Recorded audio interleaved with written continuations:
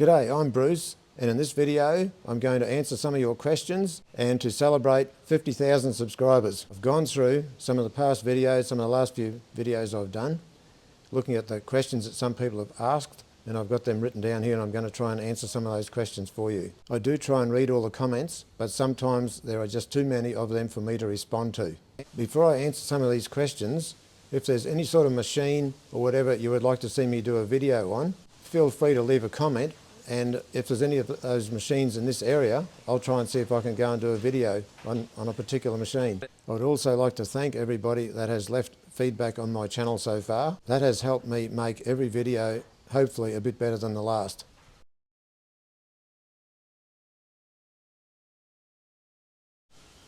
The question is from Junkyard Dog 8277. So I've been wondering, what does your old Wally Webco have in store for him? Any plans, or you're just waiting to get him reliable again? Well, the answer is we're not quite sure yet, but I don't know whether I'd be up to giving him a paint job or not, or whether I'd have to pay someone else to come and paint him up. But the ideal thing I would think would be if there's a machinery museum not too far away where he could go to the museum on loan, and families could bring their little kids in and say, look, there's a big Tonka, the same as your little toy at home, only this is a giant one. And, you know, everybody could get some enjoyment out of looking at old Wally. I think Wally's probably a bit too old to go back into the workforce, but that would be a very good thing if he, and I'm just working on what other people's comments have been also. The family that had him had a very close connection to him, but I don't think they had a long-term plan either. At this moment they weren't thinking about scrapping him, but you never know what can happen in the future. But I thought, well, if we get Wally Webco, we'll try very hard to see that he is saved from the scrap pile. He is saved and he is going to be looked after, and hopefully he will end up in a museum somewhere for generations to look at, we hope. Rodeo, the next question is from JBen00. Do you wear knee-high boots when walking through the bush underneath snakes? Well, it probably is a good idea if you really want to be safe. Most times I'll just wear these Olivers, which are just a fairly standard type of work boot. One time work boots, you had to be undoing laces and doing laces up, so I got sick of doing that. For a fair while I didn't really wear these very often unless I really had to, but these ones, Olivers, really good. Velcro on the top, zipper on the side, easy to get on and off, never undo the laces. I suppose as I get old, I'm getting lazy, so I find them very comfortable. They've got heaps of padding in them, but if it's really wet and I am really walking through the bush or long grass, you can't beat the old, some people call them Wellingtons, some people call them mud boots. They're just rubber boots. They come in a couple of different lengths. You can get them with sides up to about that height. These are the longer ones. You certainly feel safer if you've got boots like that than what you do wearing these. To answer your question, sometimes I do wear these boots, but most of the time I'm wearing these. But to tell you a little story, one time I was spraying on my farm up in the mountain, steep country like that, mainly was like a rainforest or a vine scrub, very dense, shady, no grass would grow, just rocks and leaves, big rocks might be this high, could be bigger. Down, and because it's so shady, just leaves. Over the years, all the leaves off the trees just turned into mulch. But there was one area I was spraying there. I was spraying Mother of Millions, which is, it used to be a garden plant. So anyway, I'm walking around, and there was a bit of an opening in the canopy where the sun could shine in, and there was green panic grass, fairly high. So I'm walking around with my knapsack on my back, and I'm spraying Mother of Millions in between the grass, just taking my time. It's always good to go a bit steady, and if there are any snakes, there's every chance they're going to move away. So anyway, I'm just standing there, spraying Mother of Millions, and I'm just shuffling along, walking along a bit further, and I looked down, and I thought, yeah, there's a snake there, all right. I can see its tail, but I couldn't see the rest of the snake. The grass was too thick. So I just stood still. A lot of the old timers used to say, just stand still, and the snake will probably move away. Don't move quickly. So I just stood there. I didn't panic. And I looked down. I could see the snakes tail, probably about as thick as my finger. I could see probably about that much of the tail. And as I'm watching it, the tail's just getting skinnier and skinnier. So that snake, he was moving away from me. And I thought, oh well, he's going that direction. I'll move over this way. I didn't panic. Rodeo, another question from Anna Lorri. This is more of a comment rather than a question, but I'm going to talk about it anyway. Always think of the next person. That alone just earned you my subscription. Respect. That goes back a long way, Anna. This is a piece of paper that my grandmother wrote for me many years ago. She was actually born in 1895, and this is what she's got written here. This is what she wrote for me. What I learned at school 70 years ago. Look before you leap. Pride comes before a fall. You have to be in it to win it. Always do your best. Calm comes before storm. Waste not, want not. Don't act on impulse. Think things over first. Here's a good one. Do unto others as you would have them do unto you. Be not wary in well-doing. And she signed this, May Elmer. That's an old piece of paper. I came across that the other day in some of my old family history, and I could just go straight up there and put my hand on that, so that answers that question pretty well. Does it show that clear? So thanks very much for your subscription, Anna. The other thing too, I've spent a lifetime working on old bombs, old wrecks, old cars, old crates, some people call them. And a lot of times things have been butchered, damaged, wrong size bolts have been put in, something's been cross-threaded. You can't get something undone because, you know, if they would have just put a drop of anti-seize or something on it, it'd come apart, no trouble. So that's why I always think of the next person, because I've always been the person that comes along after some of these things have been stuffed up, and I think, oh, this is terrible. I'm not going to leave it like that. If there's any opportunity for me to make things like that right, I will do it, because I think it's a good thing. I've even worked on machinery or worked on parts, and there might be 3 AF bolts and 1 metric one. And I think, what the heck? How could that end up like that? So if I've got time, I'll go through my bolt collection and I'll put all the same bolts in there. So the next person comes along, they just need a 9/16, or they just need a 15 mil to undo the whole lot rather than be running around chasing after the right spanners all the time. Rodeo. The next question is from Neil Dash, RU7KW. G'day fellas. You say the word snake and I get the willies. Mr. Cameraman, you do an excellent job. Bruce, can you give us his name? Cheers to all. Neil in Sacramento, CA. Right, the cameraman. The cameraman wants to remain anonymous at this stage, but if things change, I will let you all know. Another fellow said that he was a fairly forgiving cameraman, which is probably true. Sometimes he's got the hard part and I've got the easy part. Look at the old Alice Chalmers dozer. I was out of the rain. He was out there following me around in the rain, and it was raining pretty heavy there at one stage too.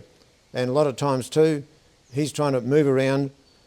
I'm working in an awkward place. It's even more awkward for him to come in from the side somewhere and try and get the close-up shot. So he's got to be thinking pretty hard to work out how he's going to get the next shot, whereas I'm probably thinking, what am I going to do or what am I going to say?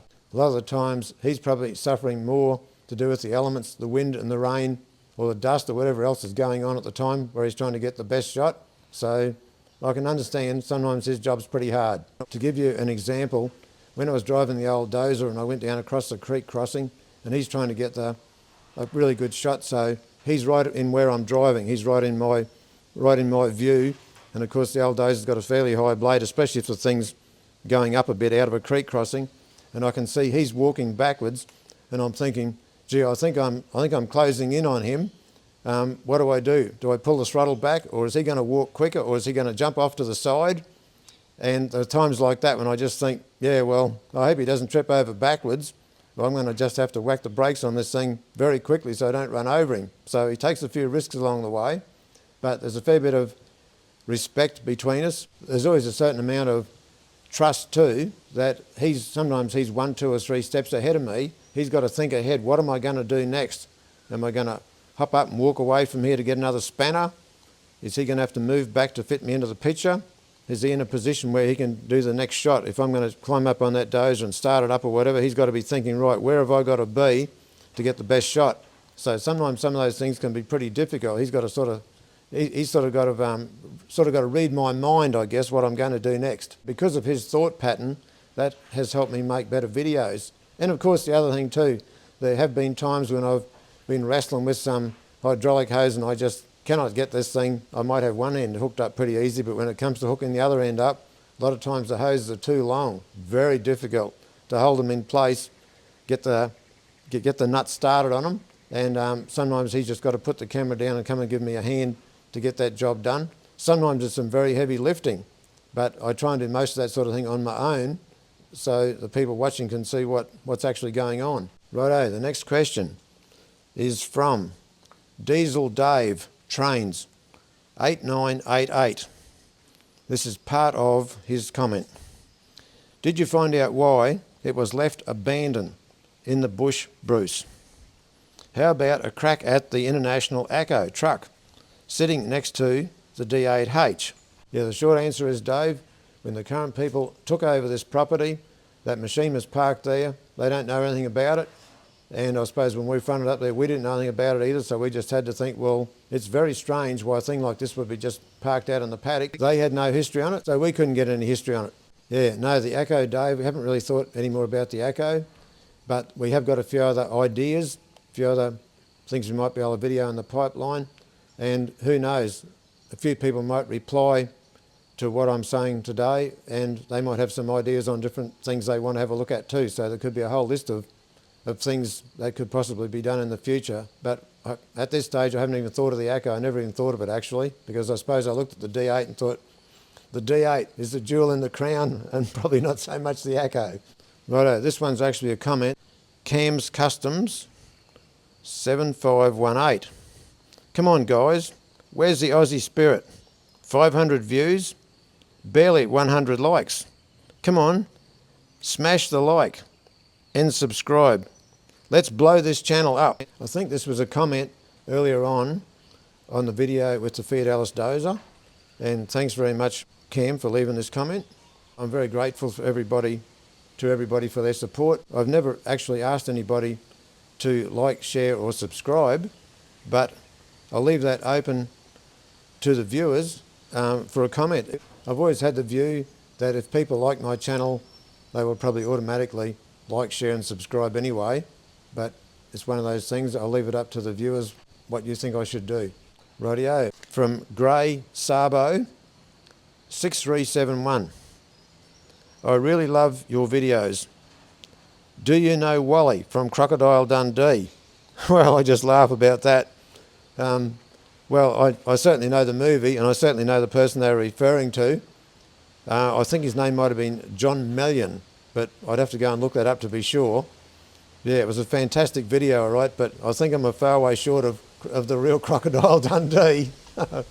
Rightio, the next question is from Matty Dash is the motto. What sort of watch do you wear? Matty, the answer is about the watch. It's actually a Seiko. I know it does look a bit like a Rolex, but it's actually a Seiko, and I wear it often, quite a lot of the time, but I do draw the line at when I'm undoing oil filters. And I'm undoing an oil filter and I know the oil's going to run all over my hand. Even if I've got gloves on, I don't really want to give my watch a bath in sump oil. But, you know, a lot of people have commented on my watch, and I probably shouldn't be wearing it on some of these jobs, but yeah, it's been a fantastic watch anyway. So the next question is from DH1011. So Bruce, you always start these videos in nice clean clothes. By the end, you're naturally covered in oil and grease. What does the wifey say when you have a pile of oily clothes to wash? Do you get new stuff and the clothes you wear are just going to get rid of them anyway? This is a funny sort of question. This makes me laugh a bit. One of my friends says to me, He says, what do you do with your clothes after you've done the video? I said, I don't know. What do you reckon? What do you think I do with them? He said, I suppose you just chuck them, do you? Just dump them after they're that dirty? I said, heck no. Yeah, no, it's the sort of thing that I certainly wouldn't put them in with my wife's best clothes into the washing machine, because it could be big trouble if that happened. And some of the clothes I've got, I guess, would have to be at least 20 years old. And I'm the sort of person that probably wears stuff until it gets a hole in it, or, you know, you can nearly see through it, it's that worn. But that's okay, that's just me. I don't mind wearing old clothes as long as they're not too dirty. I'd say there'd probably be millions of people all over the world with dirty jobs, whether it be to do with coal dust or oil, grease, all sorts of things like that. I think probably the most important thing is just have a separate basket to where all your wife's good clothes are, and sheets and things. Just don't put your dirty old clothes in with any of those other nice white things, otherwise the nice white things might get ruined. So that's about all I can say on that topic. Okay, the next question is from WJHJR1415. Bruce, do we know anyone super fussy? Laugh out loud. Yes, well, I probably do. Myself, I'm probably fussy when it comes to engines and inside engines and gearboxes and differentials. Any of that mechanical type stuff like that, I reckon it pays to be really fussy.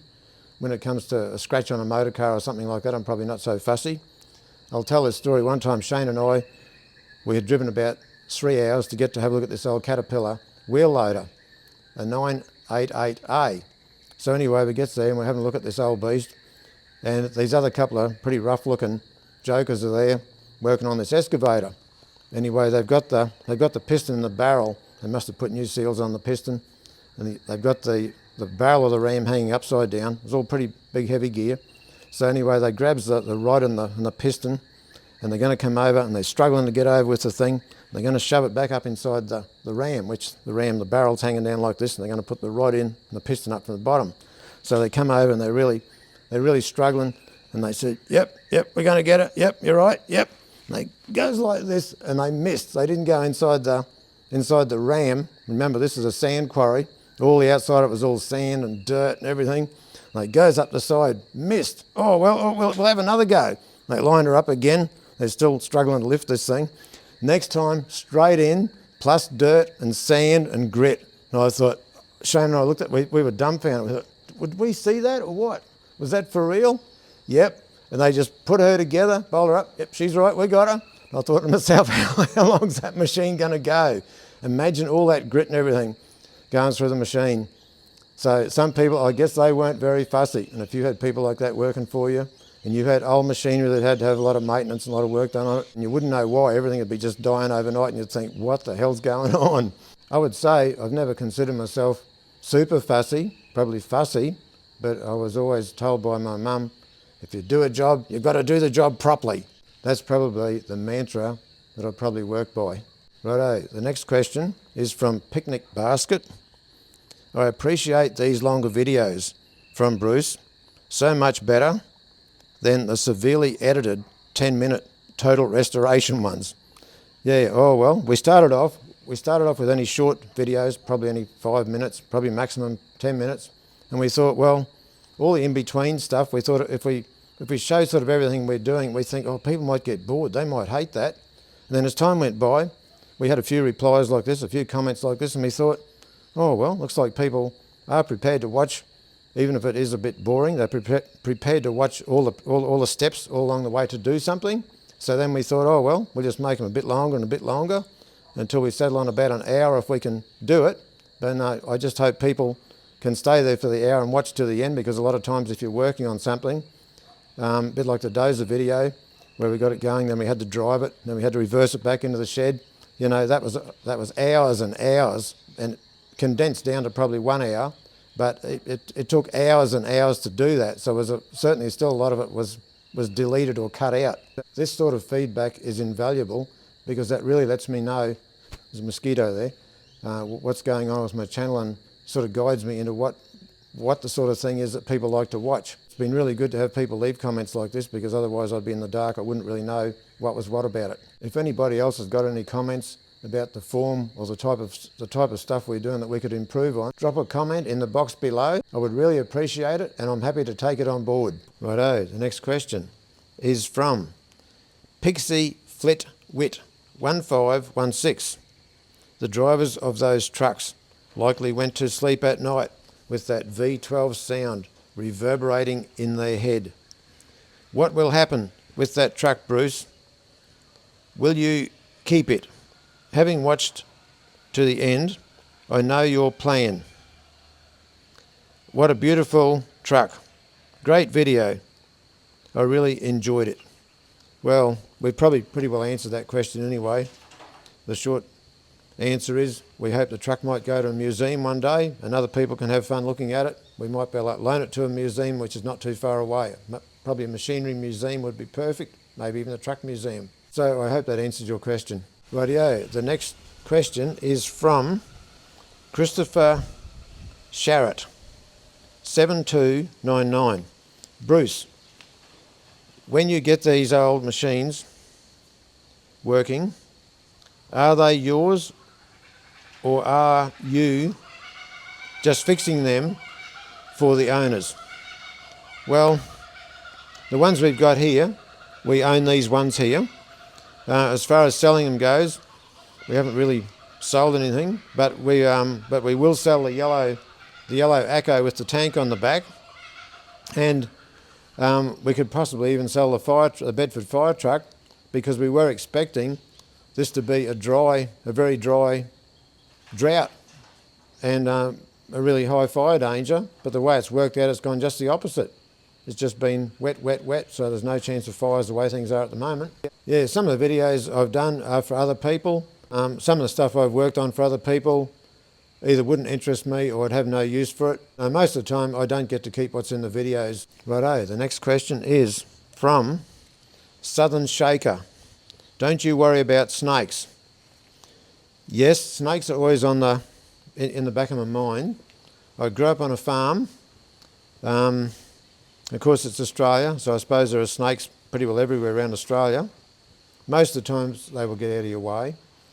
It's mainly if they get cornered, that's danger, and that snake heads for them. That's the day they'll get bitten. Of course the other places, old machinery, old cars, old trucks, anything old like that, especially if it's got a cabin on it, and nobody's been around that for years, that's their home. And if you go there, danger. You want to be really careful. As far as walking around the paddock, if the grass is short, obviously you're going to see them. My grandfather always told me when I was very young, walk where you're looking. You look at the ground, you'll never stand on a snake. But of course that's okay if the ground's short or semi-short. But there have been 2 times in my life where I was walking along, not paying attention to the ground, probably thinking of something else. Both times I was in a bit of a hurry. The one time was here, down the back, probably about 100 metres from where I am now, which was probably about 20 years ago. And I can't remember, I was looking straight ahead, and something made me look down. I went to put my foot down like that as I was walking along pretty quickly, and a snake just took off from underneath where I was going to put my foot. So I was lucky that day. Another day I was out on this farm. The grass was a bit longer, I must admit, and I used to say to my dad, when the grass is, we'll say when the grass is probably only about that high, I said to Dad one time, I said, you reckon the snake would be underneath the grass or on top? He said it could be either. He said it could be going along the top, it could be down below.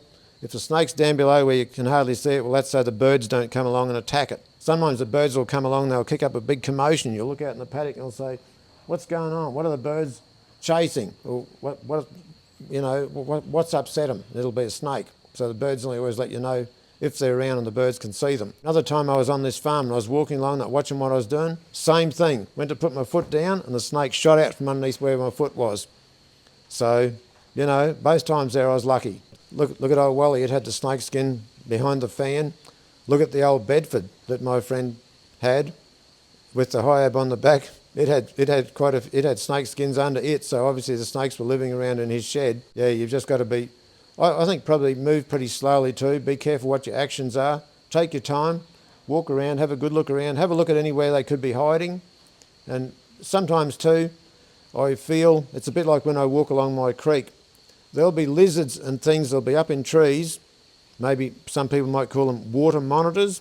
And I can be probably 40 feet, 12 metres away, and you'll hear them drop into the creek. They'll be in a tree and you'll hear plop, And must be the vibration in the ground as you're walking along. They can sense that, and I suppose they sense fear, and they're going to, obviously if they're a water type lizard, they probably feel safer in the water than what they do on the tree. So some of those things, I don't know whether they just feel vibration through the ground. Righto, my next question is from Curtis Landworks VT. Hi Bruce, your care and precision do not go unnoticed. Most people would not give these old machines the respect you do. Do you know the make and model of the hand pump you are using to transfer oil? Well, Curtis, it's a McNaught pump. McNaught make grease guns and air grease guns and hand grease guns and pistol grease guns and lever grease guns and small grease guns. And it's a fairly old company in Australia. I think the model I've got is something like a mining model or an underground mining model, as far as I know. I'm sure if you look on their website and have a look at all the equipment they sell, I'm sure if you just put in oil pump or whatever, it'll come up and you'll be able to get in contact with them if you're interested in buying one. I'm also not sponsored by them either. I'm just giving you this information because it might be some use to you. Right, the next question is from Dobby Druid. The one question I have is, can you see the pub from there? Bruce, no, we're out in the middle of nowhere. No pubs near where we were. So I think that comment that you left was when Wally was out in the bush before it was brought back here. So definitely no pubs out where Wally lived. Righto, the next question is from Bleo8371. He says, what else? Submarine or ship engine? Laugh out loud. Right, so far I do have a few more videos, ideas in the pipeline. Of course, everyone knows about the D8, which I'm pretty keen to get out there and see if I can get that motor to turn over and do something. So at the moment, I'm sort of restricted by the weather, and there are some places I could think of, but if I went there and bogged my vehicle, you know, I'd be in big trouble, and I'd be just going backwards. So I don't really want to have to go through that drama. I used to go through that with my father when I was young, and he used to drive down to the coast through this bush track, and he always had a hand winch with him, but when he got bogged it was a major operation, and you had to look around for the closest tree, and he just had a boat winch. He used to put a 20 litre drum down and put his winch on that, hook onto the front of his vehicle. If he was really badly bogged, he'd have to put a pulley block in it. He'd have to find another tree or another stump or whatever he could find to hook onto, and we would be there for hours till Dad got out of the bog, and he only had a two-wheel drive. So if anyone's got any submarines nearby or ship engines, let me know, leave a comment. It's not too far away, of course, but you got to remember, I'm only a one-man band, so it's not like I've got a fleet of mechanics that can come along and help me do some of these jobs. If you've got any specific ideas, certainly happy to take those suggestions on board. Righto, the next question is from user-NT6UJ8NZ. Hey Bruce, thank you for the videos. I love that blue truck with that screaming Detroit. Are you interested in selling it? No, I'm not really interested in selling that one. I've got some plans for it, so not interested in selling it at this stage. But thanks for asking anyway. Righto, we're going to go to the next question. I don't know whether I can pronounce this name, but it's Sheik, HREDWAN7. Hello, Bruce. Can I have your Gmail address? Well, my Gmail address is listed with the section about me, about my channel. If you can look at that, you'll see my Gmail address. So the next question is from Mr. Newbie. Will that V12 fit into my Miata? Well, I don't think it would. That engine would probably weigh at least 1.5 tons, I'd reckon. And I think a Miata is only a very small car, so it wouldn't be the sort of project I'd like to take on anyway. Righto, my next question is from Dennis Ray 470. I, like you, are retired. Really enjoy watching this video, bringing back many memories of old times. Extremely interesting video. Well done. I was wondering how old you are? If that's not an awkward question, or a cheeky question actually. Well, I'm probably older than what most people think, but while I still like doing these videos and are able to do these things, I thought I've got to get out there and have a bit of a go. And I guess somewhere along the line I'm going to have to slow down or go back to talking about cars or something smaller and easier to work on. So at the moment I'm having fun doing what I'm doing, working on the bigger stuff, but somewhere in the future I realise, like most people that are around my age, that I'm going to have to slow down at some stage and probably start working on smaller gear. Righto, the next question is from Alan Pickersgill, 4593. Hello Bruce, enjoy your show. Was wonderful. Was wondering when you are going to get back to this Fiat 411C. My father is keen to see it fire up. Well, Alan, it might be later on in the year maybe, but it does have a problem with the injector pump, I feel, and I think the rack is shut in the off position, and last time we had a go at it, we just couldn't get it to pump any fuel. So we'll probably have to have the side pull off the injector pump and have a look in there and see if we can see anything that's stuck. But yeah, I'd certainly like to get back there. It's actually at one of my friend's places, and he's probably, a few times he's probably mentioned about are we coming back to have another crack at it. So yep, somewhere in the future I'd like to go back and see if I can get it to run. The other problem is we've had pretty bad weather for the last 4 or 5 months, so once the weather fines up a bit, that might encourage us a bit more to go down there and start pulling some parts off, because especially being someone else's equipment, if I'm going to be there pulling the side off the injector pump and the next thing a big shower's going to come over or something, we don't really want to get water into his injector pump. So that's about all I can say about that at the moment, Alan. So if you could pass that information on to your dad, that'd be fine. Thank you. Righto, another question from Reed Jackson McComb. How much do hoses cost? Well, Reed, I think probably the dearest one we put on was over $600 for one hose. Cheapest one might have been one of the shorter ones on the power steering on our Wally here. And without having the paperwork in front of me, I'd say it was probably between 100 and 200. It probably depends on the pressure rating for the hose. Also, I suppose the diameter of the hose, obviously the length of the hose, and I guess the fittings on the end too, because some of the hoses we've taken in have had reusable ends on them, but obviously they put their own crimp-on ends on, so some of the hoses probably just went straight into their bin. A couple of them we've kept, but most of them have been really bad, so we haven't bothered trying to keep the ends or anything. I'd say the price of the hoses can vary a lot depending on the length of the hose. Obviously it would cost a lot more too if you had to get the hose doctor to come out to your place and pull the hose off, and especially if it was somewhere that was very awkward to get at, and you know, by the time they came out, pulled the hose off, took it back to their shop, made up a new hose, come back again, something like that could cost you easy over $1,000. Yeah, so that's about as much as I could say about the hoses. Well, that's just a few of the comments that are on there, and there's thousands of comments on there, so those comments and those questions were just picked at random order, so probably only out of the last few videos that have been done too, but there's a lot more than that on there. I'd like to thank you all again for the support you've given to my channel, and I would have never imagined that I would have been able to reach 50,000 subscribers. I do try and read all the comments, so any feedback you'd like to give me in the comments section, I'm happy to take all that on board. Until the next video, thanks very much for watching.